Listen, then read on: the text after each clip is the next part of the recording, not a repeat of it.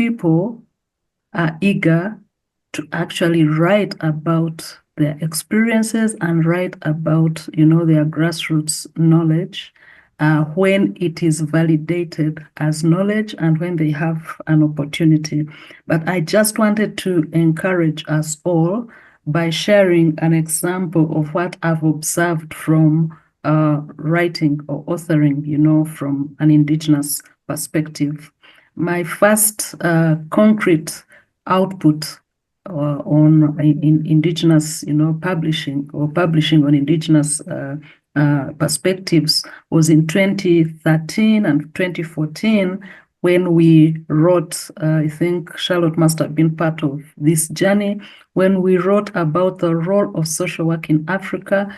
And we wrote this book from an African perspective, used examples and case studies, empirical case studies from countries in East Africa.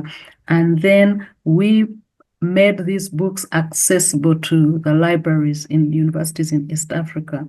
And what I experienced in my own teaching was that a first-year student who joined later, maybe 2015 or something, came across one of these books and read it. This is an undergraduate student, read one of those books from cover to cover, came to my office, was interested in discussing what had been written, and then he went on to complete successfully his undergraduate studies, and for his master's, he conducted research on Indigenous practices in his community and finalized his master's in just, I think, 1.5 years. He was the first to finish.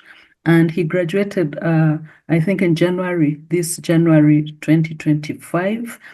And already as I speak, I have a concept note that he has written for his PhD studies, and it is on Ubuntu. He wants to explore Ubuntu practices and how to sort of reawaken this kind of thing in the community. And for me, that has been a tremendous story of success regarding what happens when we bring this knowledge and publish it and disseminate it and make it part of scientific, knowledge. And then last year, one of my other undergraduate students in his 4th year, they do research, decided he wanted to conduct research on Indigenous child protection practices in Toro, his Indigenous community. And he went and interviewed eminent people in the community, including the prime minister of that community and also the bishop, in that diocese.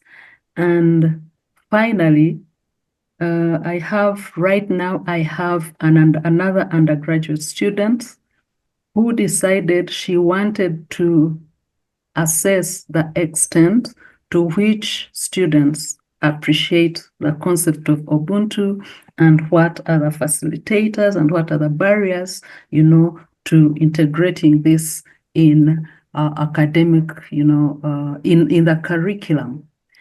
And I've never asked any of these students that I've outlined to focus on these topics.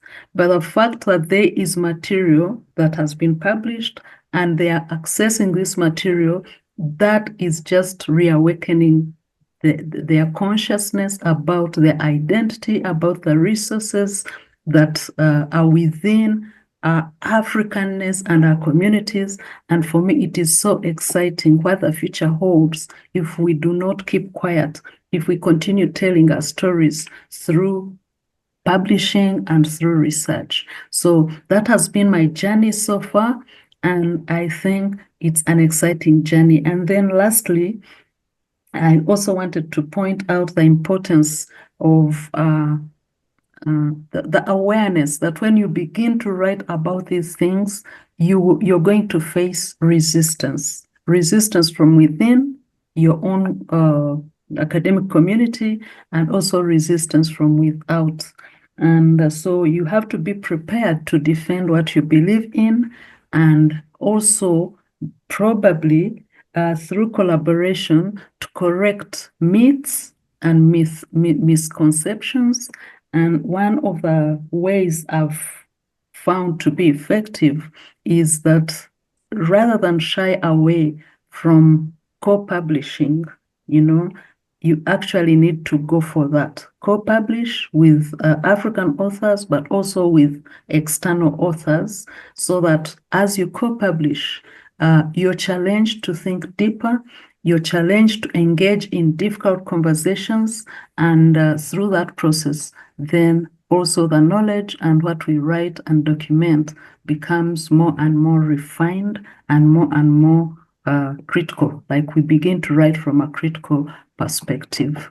So those are my few comments. Once again, thanks for giving me the opportunity and giving us the opportunity to listen in.